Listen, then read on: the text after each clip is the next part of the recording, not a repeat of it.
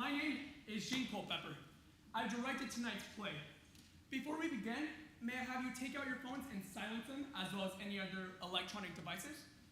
Also, before we begin, I'd like to just remind you that flash photography is not permitted. The flash will distract our actors. Also, I'd like to warn you that we do have lots of flashing lights and loud sounds, so please just be cautious of that. Also, before we begin, I'd like to remind you all that during the blackouts, to please applaud as loud as you can, and also laugh whenever you want. Our actors will pause for that. The laughter and applaud will actually boost their confidence, and their energy will increase, causing a better performance. So please remember to laugh and clap anytime you want.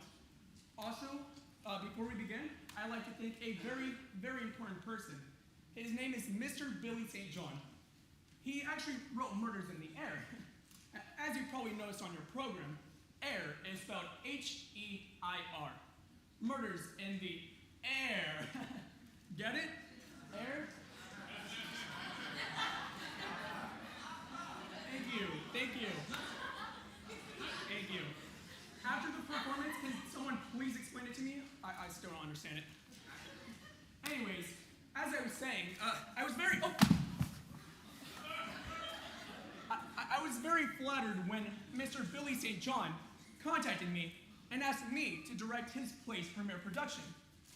Well, actually, it was a work in progress, and he made changes and rewrites throughout the entire rehearsal period.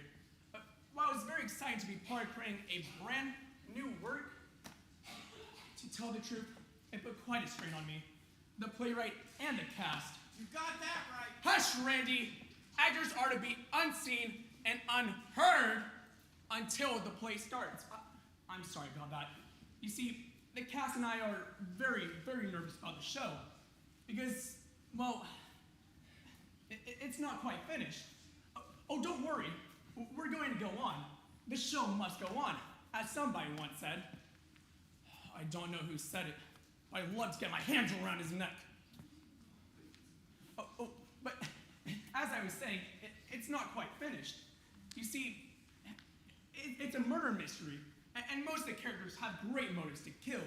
Well, you'll see who. The thing is, Mr. St. John couldn't decide who he believed the murder should be. In fact, he wrote several different endings in which the various suspects were revealed to be the murderer. We performed each and every scene for him, but he still couldn't decide.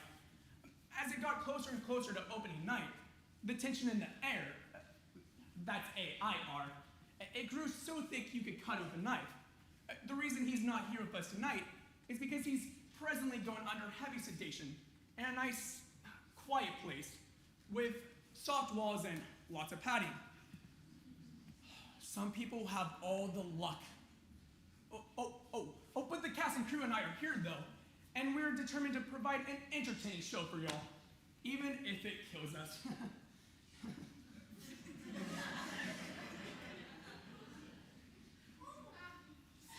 But that was just a figure of speech, of course. Anyways, this brings me to the main point of my being up here, to announce that you're all going to have to help us. If you noticed on your way in, we handed you a loose of a paper, a ballad of sorts.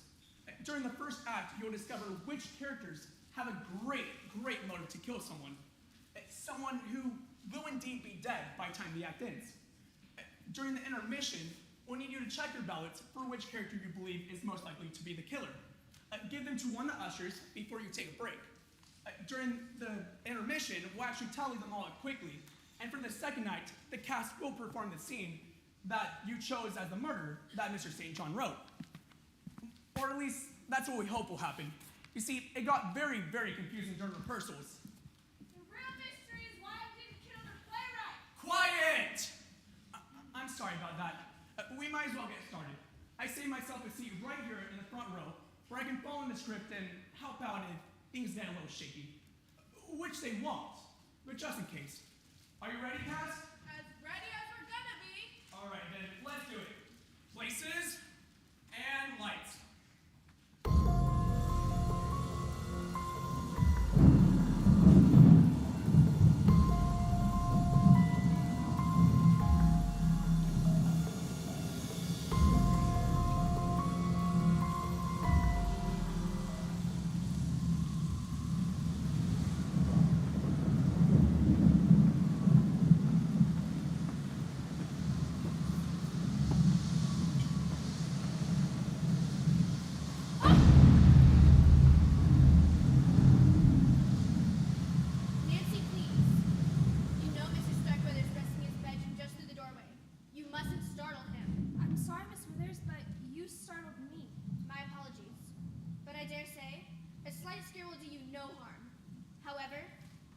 shot to a man in his 90s, and Mr. Starkweather's medical condition could prove to be fatal.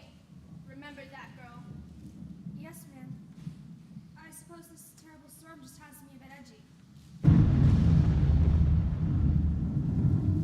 Yes, it is a tempestuous evening. I suppose all of the guests have been shown to their rooms. Yes. Well, all but Mr. Starkweather's grandson, Mr. Simon III. It's a long drive from the college. And the storm, you know? I do hope we can start without him. It's already past Mr. Starkweather's bedtime, and he must have his rest. I assure you, Miss Withers, the room is spotlessly clean. I certainly hope so. Mr. Starkweather's asthmatic condition makes the merest mote of dust potentially lethal. I've served as Mr. Starkweather's housekeeper for many years before he came here, Miss Withers. I don't need you to tell me how to do my job. You brought the coffee? It's right here on the table, Miss Stark. Then go back to the kitchen and help Minerva with the rest of the refreshments. Yes, ma'am. Mr. Starkweather gave specific instructions to have everyone in the drawing room at 8 o'clock, sharp. All Bensonhurst fetch your guests from their rooms. Mr. Starkweather will be ready. I'm coming, Mr. Starkweather.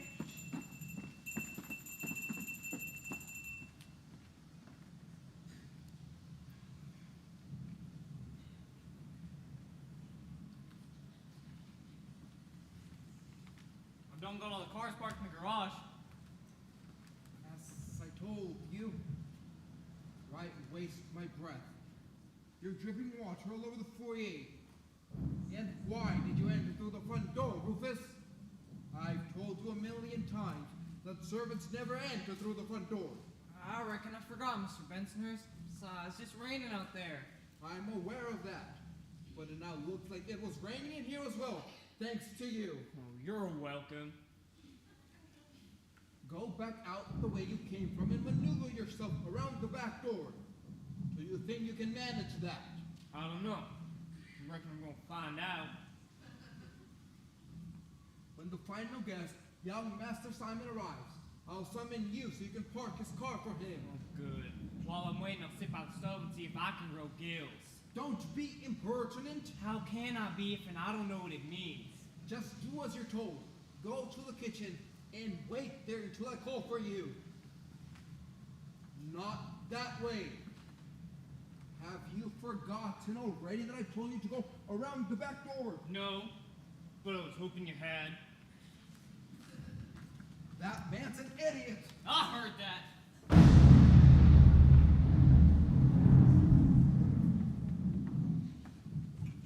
Where would you like me to put this one, Minerva? On the table. Careful with it. Yes, ma'am.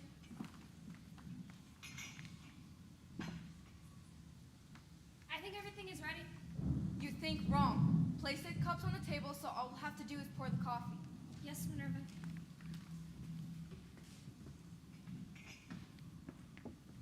The others are coming down as well. Mr. Van Zandt informed me that Mr. Starkweather wishes the staff to be present as well. He wants the servants here? Precisely.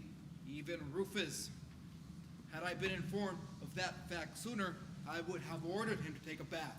He has been out there in the rain, parking cars, so perhaps that will help. If you ask me, Noah's flood wouldn't help. Be that as it may, I shall summon him and Mrs. Trent. Minerva, why would Mr. Starkweather want the servants here? Guess I'll pull out my crystal ball to let you know. Do you remember what I told you when you came to work here? Yes, ma'am. Do as you're told and don't ask questions. Exactly. Now stick to it. I will, Minerva. Oh dear, I never know what to wear on special occasions. I suppose Uncle Simon asking us here is a special occasion, isn't it, Jordan? I suppose so, and consider that most of the time he treats us like lepers. You think Uncle Simon treats us like jungle cats? No, not leopards, Mother. Never mind. Oh, and don't worry, Mother. You look lovely. Thank you, son. I'll tell you one thing.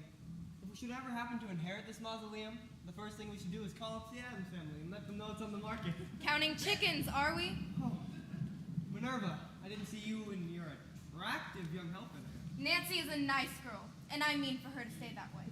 I'm sure I don't know what you mean. I doubt that. I don't understand. I believe that. Miss Fiona, why don't you have a seat and we'll bring you some coffee? Coffee? That sounds nice. It's a little damp in here. That's because because it's a lot damp out there. How do you take your coffee?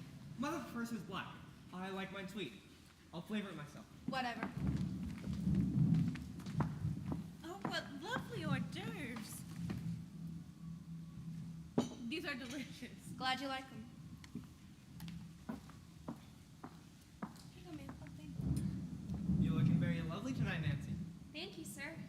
Sir, hearing that makes me feel as old as Great Uncle Simon. Please, call me Jordan. She'll call you Mr. Starkweather, the way a proper maid should. If anyone calls you another name, it'll be me. And trust me, you don't want to know the one I'm thinking. Oh, Minerva, you never change. Neither do you. More's the pity. Now go have a seat next to your mother. Yes, Drill Sergeant. My goodness, Kathy. I don't know how you can stand living out here in the boonies away from all those fine movies, restaurants, and shopping centers. Why, I'd get so depressed I'd just sit down and weep.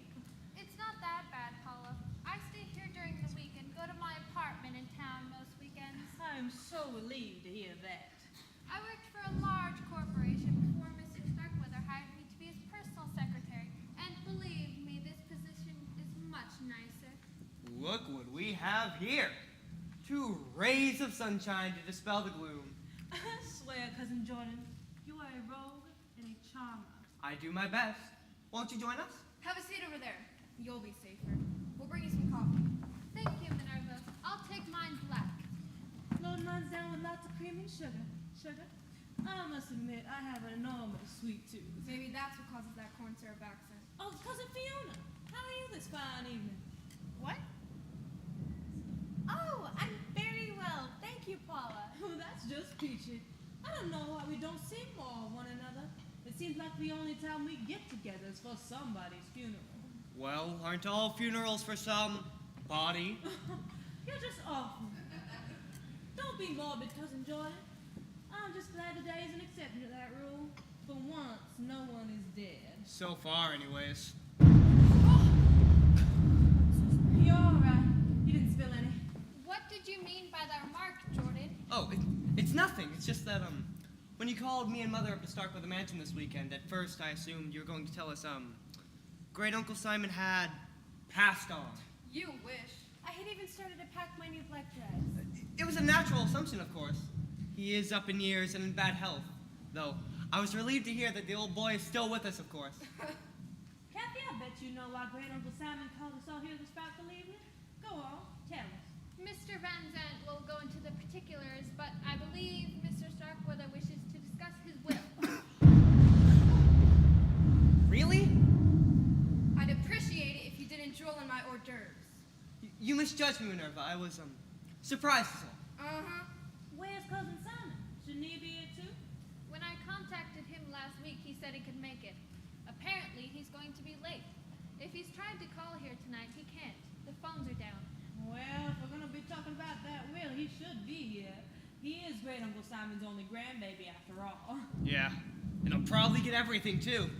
Excuse me, folks. I hate to interrupt. You're doing great, guys. You really are. Folks, I suggested to Mr. St. John that these family relationships might be a bit confusing. He agreed and was going to write a scene that explained everything. He was working on it when he snapped like a rubber band. So I'll just tell you. I believe the family tree might be in your programs. Excuse me. Here's the way it works. You see, old Simon, the billionaire tyrannical, whom you'll meet shortly, married late in life and produced one son, Simon Jr. Simon Jr. in turn married and produced one heir, Simon III, the college student who's late for the gathering. The original Mrs. Starkweather, Simon II, and his wife are now deceased. Old Simon's eldest brother, John, married and produced a daughter, Bella, who married Lucian Thompson, and an Atlanta businessman. And they had a daughter, Paula, here. Now, John, his wife, and Bella and Lucian are now deceased. Now, old Simon's youngest brother, John, married and produced, Paul was his younger brother, or oldest brother. Sorry, it's all very, very confusing. Old Simon's eldest brother, Paul. Yes, Paul. See, Paul married and produced Ezra, who married Fiona here, and they had Jordan. This is Jordan. And now, you already knew that. But Paul, his wife, and Ezra are now deceased. And now, I realize that's a lot of dead people, but if they had been included in the play as well, it looked like a marching band had just wandered into the living room. And believe me, it was hard enough trying to move everyone about the stage as it was. Anyways, at any rate, old Simon is Fiona's uncle by marriage. And that makes Jordan, Paula, and Simon III all cousins. Second or third cousins, I believe. Don't quote me on that. Once again, it's all very, very confusing, and I'm still trying to figure it all out. Anyways, sorry for the interruption. Go ahead and continue. We have literally zero idea where we are. I don't even know who I am anymore. Sorry. Oh, here we are. Let's continue with Kyla and Desmond's entrance.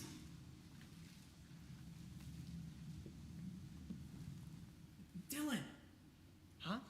Give them their entrance cue. What is it? He'll probably get everything. Who will? Your cousin, Simon. Come on, I just went over it. Oh, yeah, got it. Yeah, and he'll probably get everything, too. I'm very pleased with your investigation.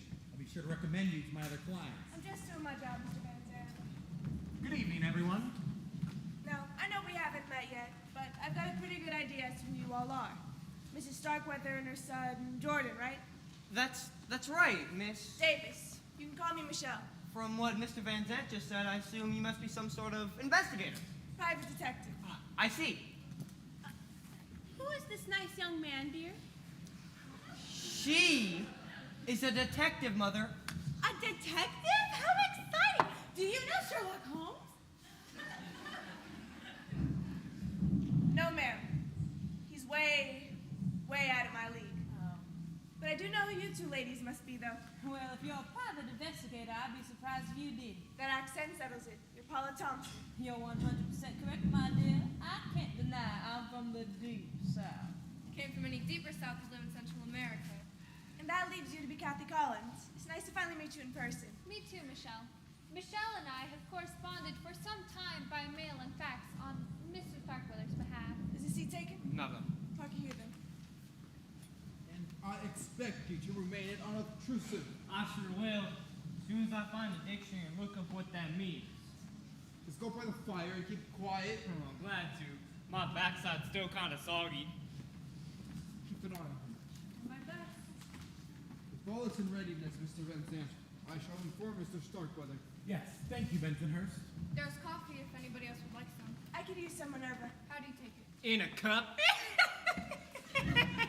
Keep still. Black, please. Mr. Van Zandt, am I correct in understanding we're all here to talk about Great Uncle Simon's will? That is correct. Frankly, I didn't think it was a good idea. Mr. Starkweather's health is precarious at best, and he doesn't need the excitement. I advised him to communicate with you all by mail, but he insisted on summoning you here to Starkweather Mansion. I only hope he doesn't live to regret that decision. Miss Withers is bringing Mr. Starkweather in to join us. Can I move now?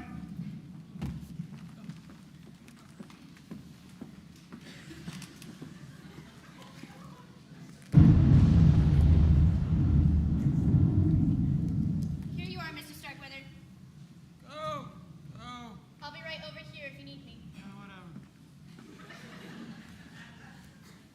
To think I was once surrounded by presidents and kings. Can my world have shrunk to this? A handful of relatives and a meager staff of hired help? Simon! Where's my grandson? We presume he's on his way. I can't wait for him. Not enough time anymore. Good evening, Great Uncle Simon. You're looking well. Are you blind, boy? Or just a habitual life? I was only making pleasantries, Uncle. Save your breath. You've always been a smooth talker, Jordan, but that doesn't cut any ice with me. You're nothing but a greedy opportunist, boy. I ought to know. I was one myself at your age. Then I guess it runs in the family. You have a point. Well, Fiona, you look the same. I I do? Why, thank you, Uncle Simon. It wasn't necessarily meant as a compliment. Oh, you're just awful quick, Uncle Simon. Well, at my age, and with my money, I can afford to say exactly as I think. And I do. So how's my little Georgia Peach? Little old man. Well, I'm just peachy, Uncle. I made barbs. Would you care for some coffee, Mr. Starkweather? He mustn't have any. The caffeine would keep him awake and it could affect his blood pressure. His medications cause it to run high. Apparently I won't be having any, Minerva. You heard my caper. Yes, sir. Everybody aspires to live to a ripe old age. And for what? To be kept alive by medicines and machines, to be prevented from enjoying life's little pleasures, like a cup of coffee. You mustn't excite yourself, Mr. Starkweather. Oh, see? I'm not even allowed to feel any strong emotions anymore. That's a bummer. Ah, you put it very succinctly, Rufus. Old age is a bummer. I could have searched my vocabulary extensively and couldn't have found a more apt description. Bummer. Well, glad you like it. Now, according to my doctors, I won't have to remain prisoner in this weak-old body much longer. There's just one thing I hate to leave behind. My money. Well, you know what they say, Uncle. You can't take it with you. Yep, that is what they say. So 7 years ago, I had Louis here draw me up a will. I suppose you'd all like to know how I provided for you, my heirs. Well, I, for one, am a teensy bit curious. A teensy bit, eh? I was afraid something like this might happen. Here, Mr. Starkweather, breathe deeply. See what you've done? Me? Well, I did it. Somebody call an ambulance. We can't. The phones are down. It's all right. He needs to breathe pure oxygen for a few moments. Tell them. Very well. This is the will Mr. Starkweather was referring to. As you all know, he's been a phenomenally successful businessman for many years. I'll say, he's been on the cover of Forbes magazine at least a dozen times. Never read it. He has the distinction of becoming one of the world's first billionaires. You know, 20 years ago, I begged your Ezra to ask his uncle for advice on his business investments. But he was too proud. Yeah, Dad had his pride. Lots of pride and very, very little money. If I may continue, Mr. Starkweather's fortune is now worth in the neighborhood of $50 billion. If I'd have known that, I would have asked for a raise. I won't go into the details, but the will essentially bequests $1 million to each of his household staff. Mr. Bensonhurst, his butler, Miss Trent, his housekeeper, Minerva Walker, his cook, Miss Withers, his nurse, Nancy Pollard, his maid, and Rufus Jones, his handyman. Oh, forget the raise. Oh, Mr. Starkweather, I had no idea. The will goes on to state the rest of the money is to be divided equally among his surviving relatives. His grandson, Simon III, his niece, Fiona Starkweather, and her son Jordan to share 1/3, and his great-niece, Paula Thompson. Isn't that lovely? I always knew you'd do right by us, Uncle. I know you got mad when Mama married this other boy, great Uncle Simon, but you two must have agreed on one thing. Blood is thicker than water. I bet Miss Withers could tell you if and it is. Now that I've informed you of the will's contents, I have another announcement to make.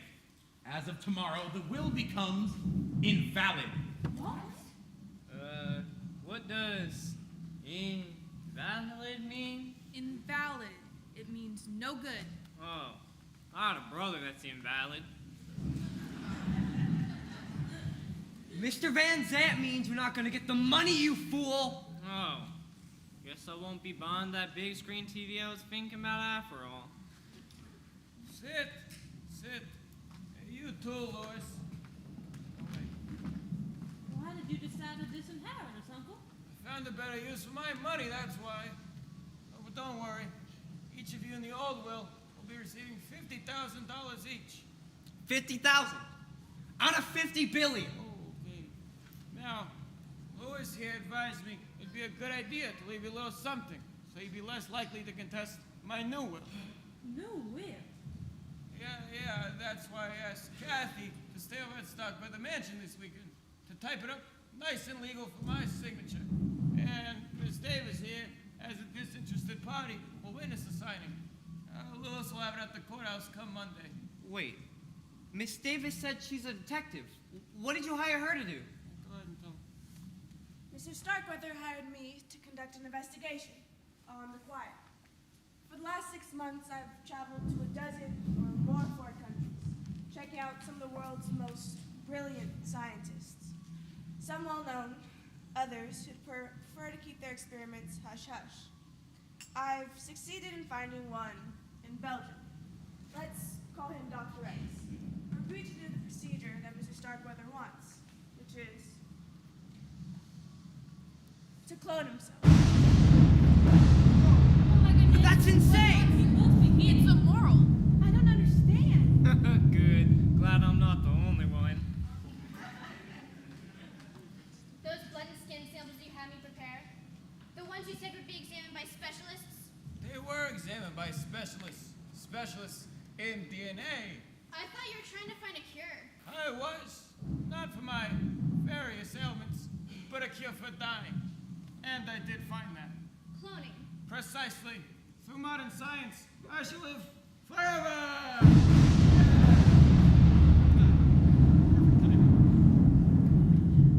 It's not right.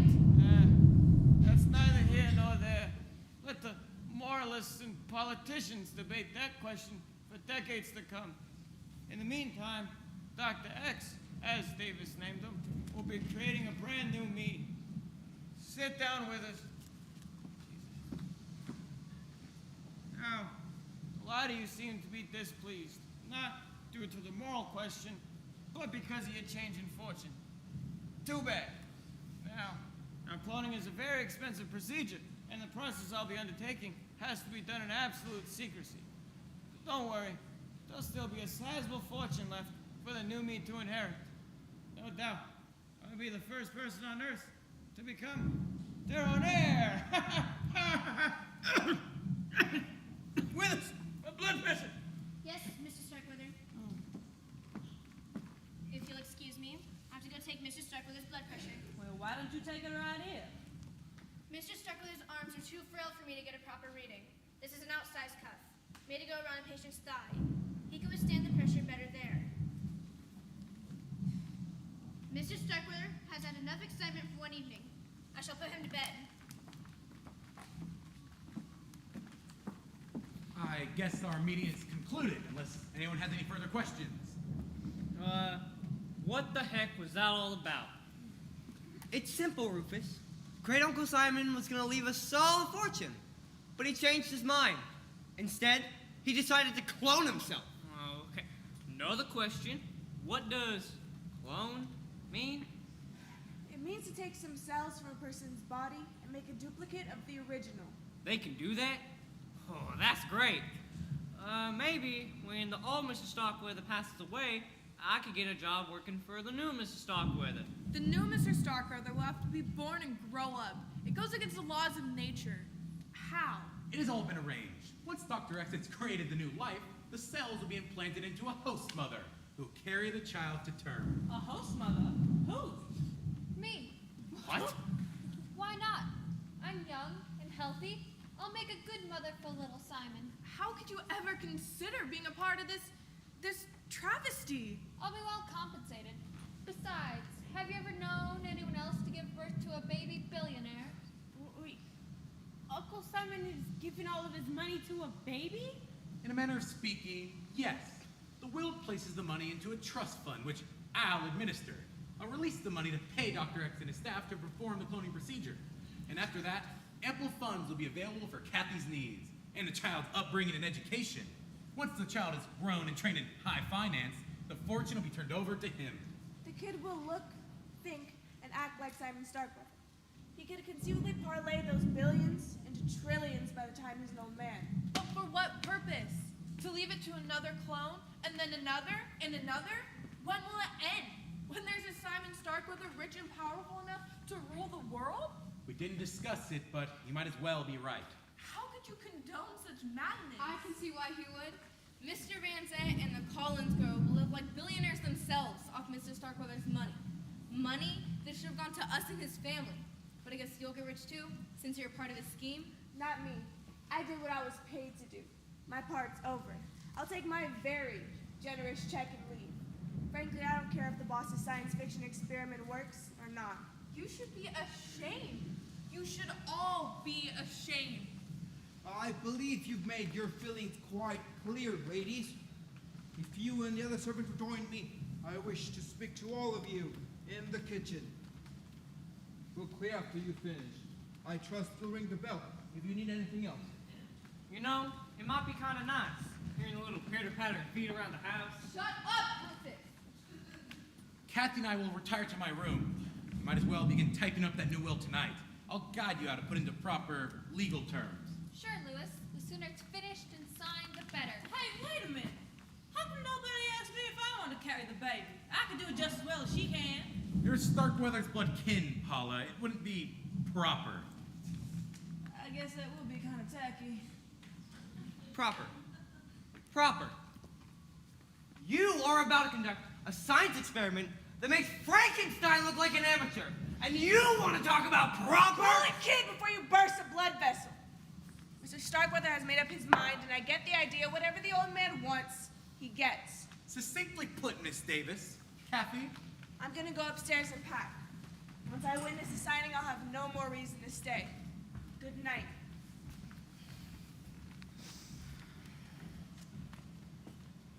We were robbed! We were? Yes, Mother, we were.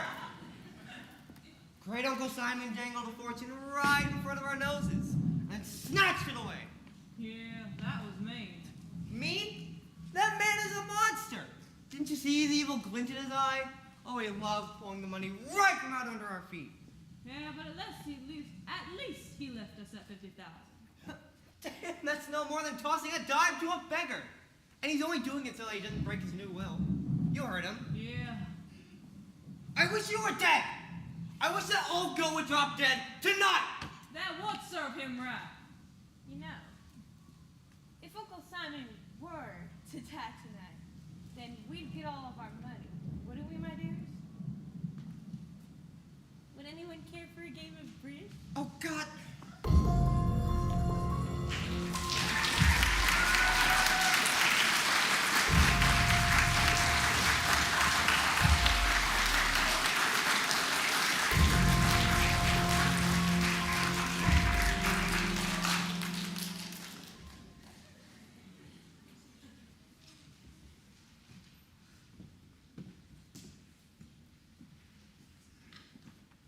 Penny for your thoughts? That's all I can afford to pay now. Mr. Starkweather. Please, it's Jordan. At least when Minerva, the dragon lady, isn't around. I thought everyone had gone to sleep. I was gonna turn in, but I got the urge for a midnight snack. I can go fix you something. Never mind that. What are you doing up? Miss Trent sent me in here to make sure that the fire was close. The embers wouldn't pop onto the road. And burn Starkweather Mansion to the ground. You know, that wouldn't be such a bad idea after all. You shouldn't say that. You know Mr. Starkweather's an invalid. How could he get... You read my mind. Jordan! Got you to call me by my first name. He mustn't even say such a thing. It's just wrong. Why should that surprise you? Everybody knows I'm the black sheep in the family. If it were to happen tonight, you'd have $1 million. And I'd have billions. Think of the good times we could have together. No. It's a tempting thought. It's not. It's a horrible idea. Which part? The part about the money? Or the part about us? The part about the money? Well, what about us?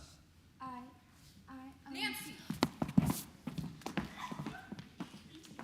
I thought you were going to help me with the dishes. I am, Minerva. I was just checking to make sure that the door was locked. I see. And what are you doing here? Oh, me? I was, coming down for a snack, and I saw Nancy and decided to stop and have a little chat. Well, that appetite of yours is going to get you in a lot of trouble one of these days. Minerva, what are you doing with that knife? Missing onions? At midnight? Yes. Well, you see, I can't stand to have anyone see me cry. I thought I heard someone in here and came in to check. If you're hungry, come with me. I can find you something. Yes, Minerva. Anything you say, Minerva. When you're done checking, come and give me a hand. Yes, ma'am. Come on.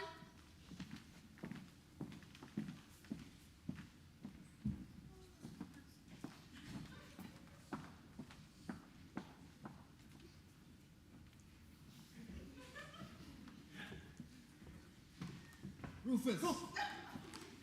I thought I heard someone come in. It was just me. Dear Lord Ben, what are you doing with that axe? It's like this. You see, I was chopping wood for the fire this afternoon. Before it started raining. But I didn't put the axe back in the shed. I done forgot. I've been, dismembering things a lot lately. So when it come to me where I left it, I figured I better bring it inside and dry it off. So it don't rust. That's fine. But why bring it into the living room? Besides, how many times do I have to tell you to use the back door? As many times as you want. I ain't counting. I swear, Rufus, you'll be the death of me yet. Go to the kitchen and have Miss Trent give you a towel. I ain't wet. It quit I raining. know that to dry the axe. Oh, right. The back door. If that man had a brain, he'd be dangerous. I heard that.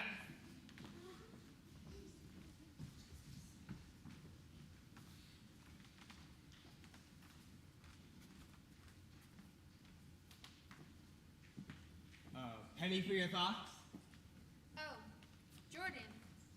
I just came down for a breath of fresh air. What are you doing up this late? Munchies. Want a cookie? No thanks. So, did you and Mr. Van Zandt finish that new will? Yes, it's all ready except for Mr. Starkweather's signature. I see you've calmed down. I wouldn't blame you if you hated me. Hated you? Why should I hate you? If I was in your shoes, I would do the exact same thing. I'm sure you would, Jordan. You know, Minerva was right. Being the mother to little Simon will be the next best thing to owning the Billions yourself. You're forgetting something, though. What? The little tyke will need a dad, too. Someone to guide and mold him into the perfect replica of Great Uncle Simon. A cold-hearted, money-making machine. You think so? Oh, I know so. And who else would be a better father figure than I? You know, you're a very attractive woman, Kathy. Maybe we can mix business with pleasure. Take your crummy hands off me. What? You're getting cookie crumbs on my blouse. And by the way, forget it. If I decide little Simon needs a father, after he's born, I'll pick a suitable husband dead. I don't know who he'll be, but it won't be a sleazy, money-hungry slimeball like you, Jordan. I could kill you, you witch! I wouldn't try it if I were you. Not with a detective in the house.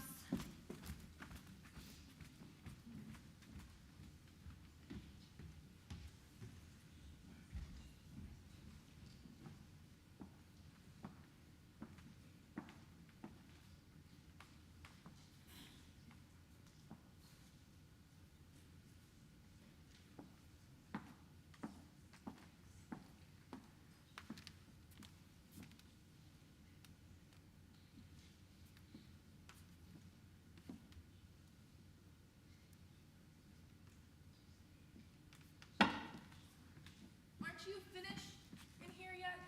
I need to make everything all right. Well, hurry up, girl. Minerva wants you in the kitchen. Yes, ma'am. Don't dawdle.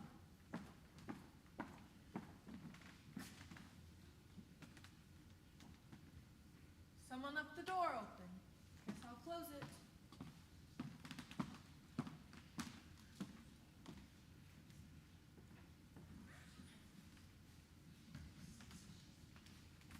Miss Thompson? Oh, Miss Trent, you gave me a fright. Guess I should be grateful you didn't shoot me with that thing. What on earth are you doing roaming the house in the middle of the night with a gun in your hand? Well, I couldn't sleep, so I figured I'd clean it. I was headed to the kitchen to look for some water. Doubt if we'll find anything you need in there unless you want to rub it with some Crisco. Do you often carry that thing around with you? Well, I take it everywhere I go. Daddy taught me to be a crack shot when I was 10. A girl can't be too careful. Don't think you have anything to worry about at Starkweather Mansion. It's miles from the nearest town. No one ever shows up here. So you've never had a burglary or a prowler? No. Huh. Well, it's a wonder nobody's trying to steal anything, with Great Uncle Simon so sick and all. I mean, anybody could just bust through that side door and do who knows what.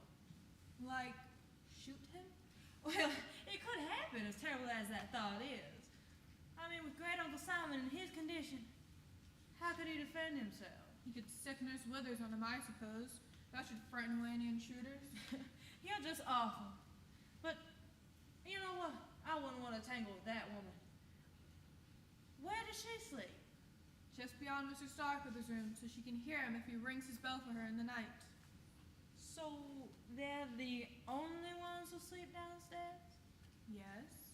The servants' quarters are in the attic under the eaves, or out the staircase leading from the kitchen. Why do you ask? Oh, no reason. Just curious is all. Excuse me, folks. I thought that little section of dialogue was a bit confusing, and I suggested to Mr. St. John that he cut it. But he felt like you all needed to get an idea of the layout of the house. He said, "What do you want me to do? Put a blueprint of the entire Starkweather mansion in the program?" Which I thought was kind of rude. He insisted I leave it in, so I did.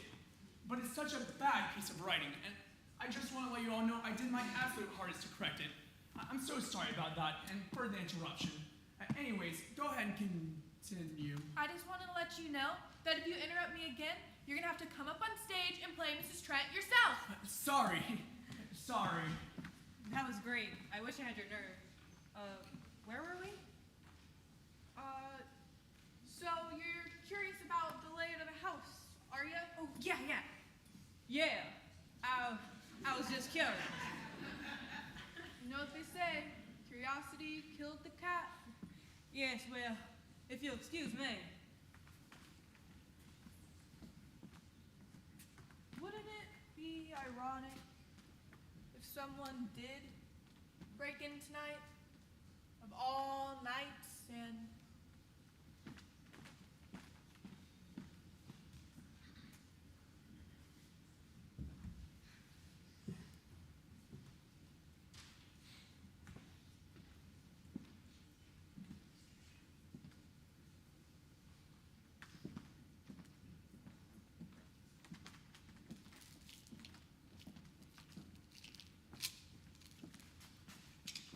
Mrs. Stark! Bensonhurst, you nearly frightened me to death. My apologies. Might I ask what kind of pills you've just strewn about the room? Digitalis for my heart. I have a heart condition. Maybe I should take 2. Digitalis. Doesn't that speed up one's heart rate? Oh yes, my little heart is just pumping away. Perhaps a single dosage will be sufficient. I assume an overdose could be fatal. Extremely fatal. Or am I being redundant?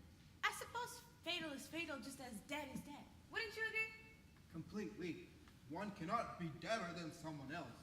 Dead longer, perhaps, but that is the only comparison for that word that comes to my mind. Might I inquire why you brought the medication into the living room? Why? That's a very good question. Why did I bring them down here? Oh, yes, I remember.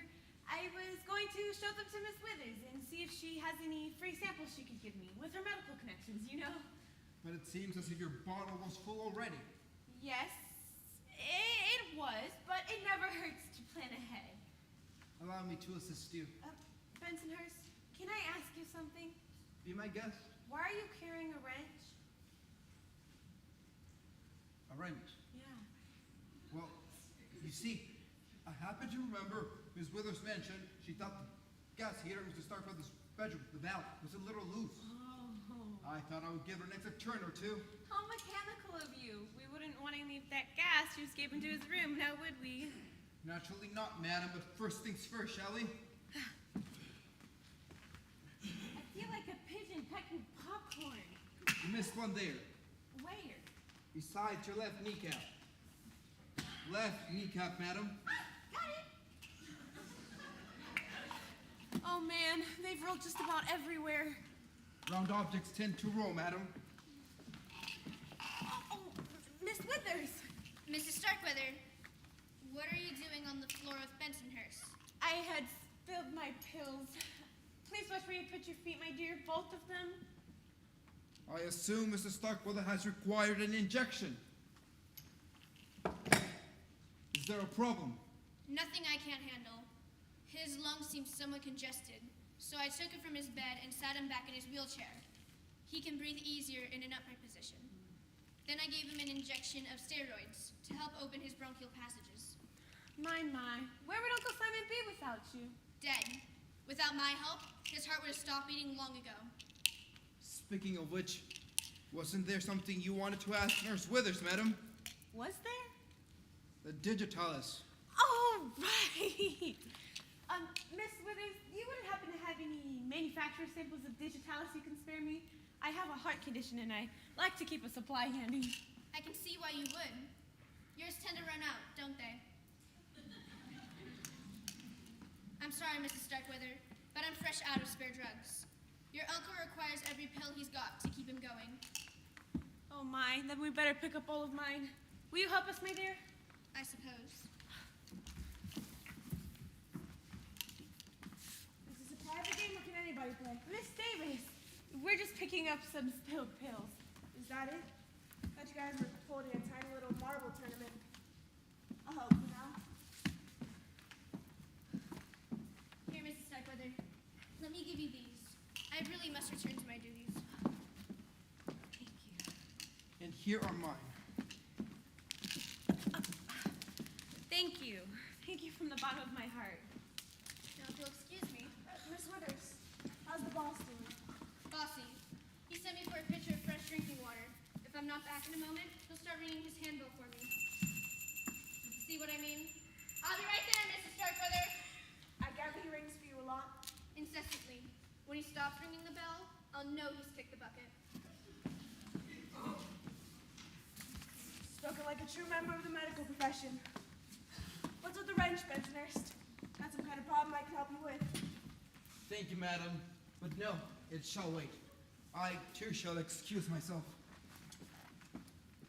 Mrs. Starkweather. Oh. Well, You're up kind of late. I couldn't sleep. What about you, Miss Davis? Oh, I'm a real night owl. Besides, I was hoping to meet young Simon Starkweather. He's yet to arrive. Young Simon's a sweet boy. I do sure hope he's all right with the storm and all. I'm sure he just pulled over to let it pass. I saw that it was starting to cloud over. We could be in for another deluge. Oh dear, I hope not. Well, I'd better get back to bed. Good night, Mrs. Starkweather. Good night.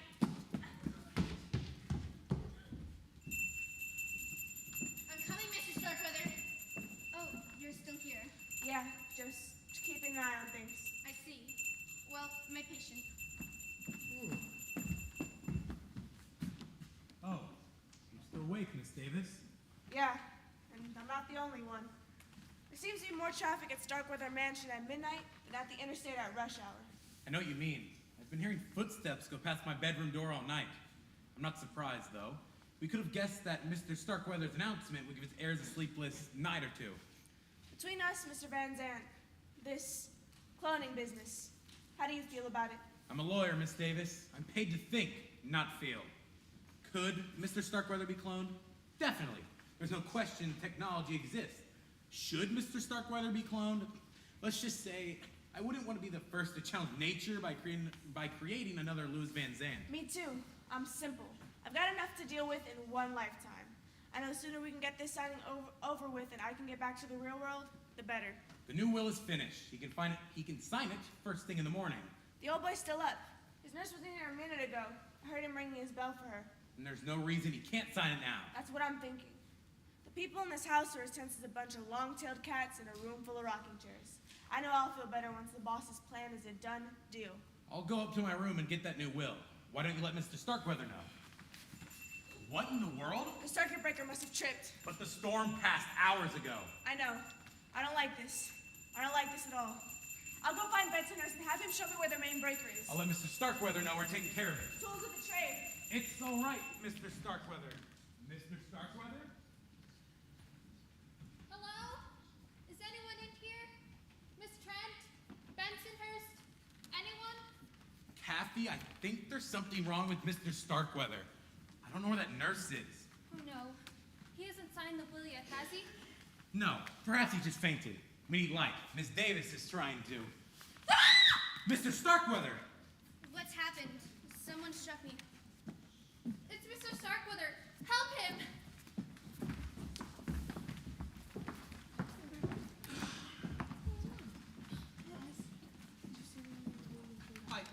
screamed. He's dead. Someone put the blood pressure cuff around his neck and pumped it to the maximum. 300 millimeters of mercury. Mr. Starkweather's been strangled to death. Poor Mr. Starkweather. Who could have done such a thing? Give me a break. I see you and nearly everyone else in this house are on the top 10 list. Me? Hold it down. Let me check the body. Those drops on his robe, is it blood? I'm not sure. What else could it be? I'm the detective, remember? What can you tell us, Miss Withers? After I brought Mr. Starkweather the pitcher of water and made sure he's breathing all right, I went to my room and laid across my bed. A few minutes later, the lights went out. I noticed that too. Quiet! Mr. Starkweather started ringing his bell. I was lighting a candle when someone struck me with a heavy object. I must have blacked out. When I came to, the lights were Yeah, on. I got it from there. Well, Miss Davis, you seem to be in charge. What do we do now? We keep trying the phones until we can get through to the police. If the lines aren't up by morning, then someone will have to drive into town and report. There's been a murder at Starkweather Mansion. A murder? I mean, maybe the old man done himself in. Or maybe not. Oh, young Master Simon, you made it. And boy, do we got a surprise for you.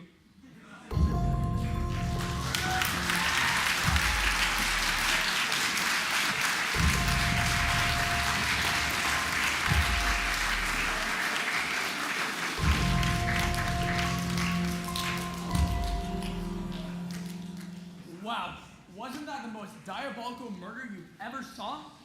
Don't you just love it? The way Mr. St. John's mind works, it's no wonder you went bonkers. Now remember, first thing during the intermission, we'll need you to check your ballots for which character you think is most likely to have murdered Simon Starkweather. We'll have ushers up here as well as next to the doors. Make sure to give it to them, and we'll take care of the rest. Anyways, we'll see you in 15 minutes.